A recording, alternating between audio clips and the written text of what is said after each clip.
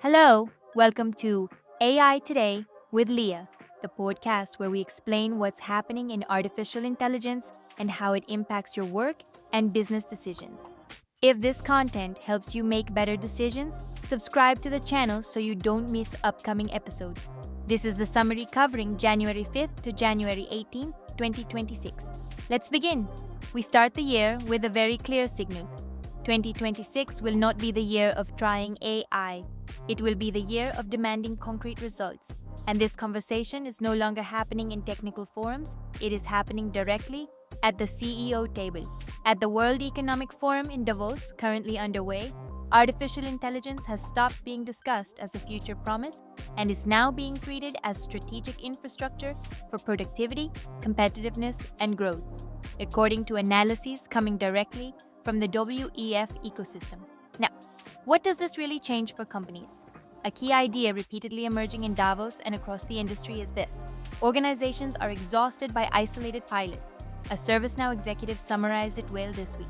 Companies no longer want dozens of disconnected proofs of concept. They want trusted platforms that orchestrate end-to-end processes and deliver measurable ROI, according to statements reported by specialized media. This is critical because it marks the end of AI as an experiment and the beginning of AI as the operating system of the business. In parallel, OpenAI is sending a very similar signal. According to recent interviews published by The Verge, the company is focusing its 2026 strategy on practical adoption and real enterprise usage, not just on releasing more powerful models. The message is clear: ChatGPT and its related models must help close tasks, accelerate decisions, and improve productivity, not simply generate impressive text. The micro reflection here is powerful. If your organization is still using AI only as a creative assistant, you are underutilizing a technology designed to transform entire processes. From another angle, OpenAI has also hinted, according to Axios, that it is working on its first AI device, expected in the second half of 2026. This represents a profound strategic shift, moving from ubiquitous software to AI experiences designed from the hardware level. For leadership and strategy, this means beginning to think about how AI will integrate invisibly into daily work, not as another app, but as part of the operational environment. Meanwhile, another player is making a very interesting move. Anthropic, the company behind Claude, announced advances aimed directly at corporate and regulated environments.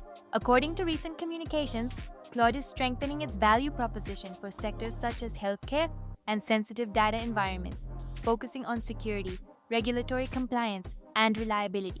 The business takeaway is clear: not all AI systems are competing to be the most creative. Some are designed to be the most trustworthy, and that matters greatly when we talk about critical processes.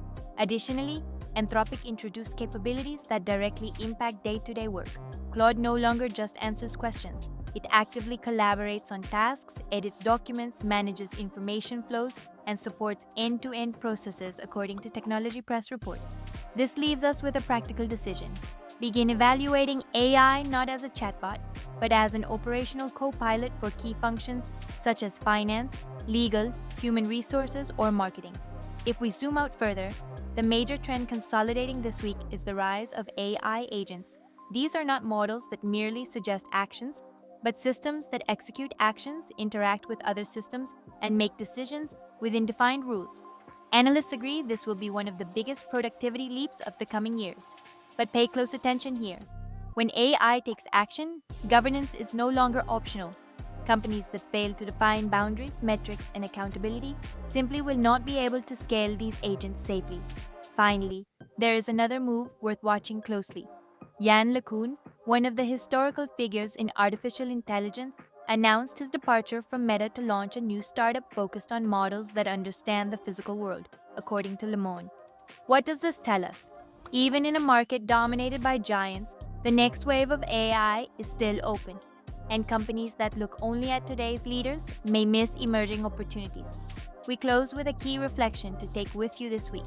In 2026, the question is no longer, are we using AI? But, which processes are generating measurable impact through AI? Those who can answer that clearly will lead. Those who cannot will remain trapped in endless pilots. Thank you for joining us on AI Today with Leah. We'll meet again in the coming weeks with more artificial intelligence insights for the real world.